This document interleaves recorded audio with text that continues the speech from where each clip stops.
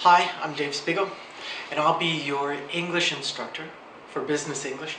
We're going to use the Market Leader Pre-Intermediate 3rd edition, which is a great book, especially for office workers, business managers, directors, really anybody that uses business English or English in a business setting. Stay tuned. I'm going to show you why it's such a great book and how we're going to really help you be more confident. Okay? Stay tuned. We're going to get right to it. Hi, this is Dave, and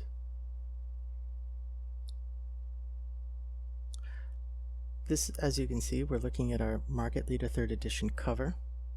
We'll also go into the contents today a little bit. Each month we'll be doing 3 units. I'm just going to introduce briefly for about 5 minutes Unit 1 in Careers. As you can see here, this is what the page of the book looks like for Unit 1. We have an overview. There's always a nice picture here. Vocabulary, career moves, reading, listening, and the listening scripts are in the rear of the book. Language review, so this is more of a grammar section here. And then we have skills, lots of expressions, which we'll be using, especially for making telephones in this lesson. And then the case study, which is really a business meeting, but we probably won't get into that just in this preview today. So as you can see down here, these start in different sections. So here's starting up. There's section A, section B. Notice this section B is matching. This section A here is more about speaking properly in English, making complete answers, much longer answers, explaining why. So how ambitious are you? I know this is a challenge. So I've made several handouts that are probably really going to help you a lot. So starting up, learning to give complete answers in a language, include why or how. So how ambitious are you? I'm very ambitious. The second part usually because I want to be a top fundraiser in the world.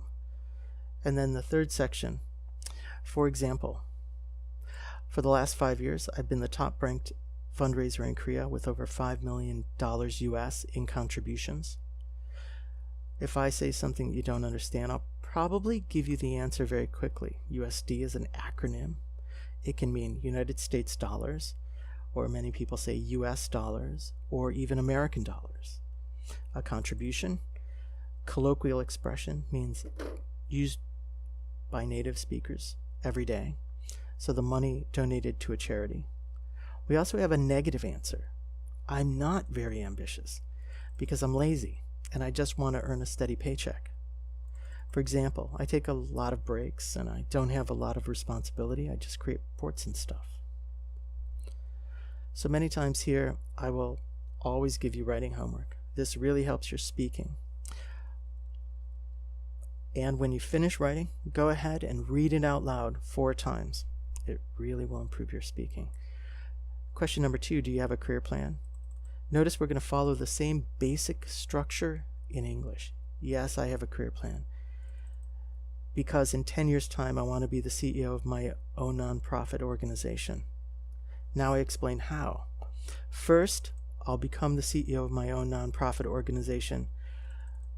Next, I'll found my own nonprofit so I can help other children in developing countries, such as India, China, Bangladesh, many African countries. So here's their basic structure. First I will, then I will. More writing. Number 3, which of the following would you prefer to do? Work for one company during your career? And here we get into a little bit of grammar. I would prefer to do be, so the infinitive form. We're using gerunds. I would prefer doing. And I'll help you become more natural with these.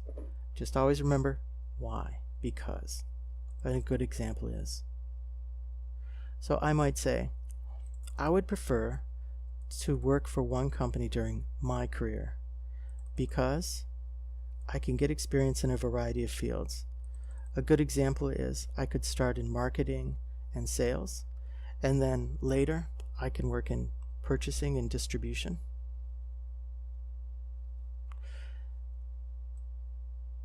Now we get to the marketing matching section down here, sorry about that. Match the number on the left. So as we look at the original again, here, this matching, 1. So 1 goes with E, production. Making and manufacturing things goes with production. And I'll give you all these verbs here to help make everything easier for you. And try to use your other people's names in class. What do you think about number 1? It's a little bit better to say Unju. What do you think about number 1? I think that number 1 is production. David, what do you think about the first one? I think that making and or manufacturing things matches production. There's a few different answers that we can give. These are all okay. And I'll help you use these. And for your study at home or after class, go ahead and try all of these. These will really help your listening. These are very common in business meetings also, especially when we talk about charts, sales and quarters. So here again, I wouldn't like working in production because I don't want to work in a factory. Part C, what would you do to get ahead in your career? So there's some important tips from this list back in the book where we'll go. So we look at section C on page 7. I think it's not a good idea to change companies often because then you can get a bad reputation. And here's more vocabulary. Matching again, career move, career break. So learning to use these should be pretty interesting. And then we go into listening sections. There's also a lot of vocabulary in the listening sections that's very good expressions. Work placement. Notice this is UK. We also say internship. So a placement, UK, internship, US vocabulary. Matching answers again. As you can see, I'll give you all the answers for the book because it's much easier. More expressions, make a fortune, to work flex time. In the UK, they say earn a commission. Here in the US, we might say get a commission, also to make a commission and to earn a commission. To get a promotion, also earn a promotion. To make assistant manager, so we use the job title here. Lots of great stuff in this book. I'm really serious. It's a little difficult, but don't give up. It's worth it. Okay? Thanks a lot for listening, and more writing homework. Also reading sections. Thanks a lot. Hopefully I'll see you in class. Bye-bye.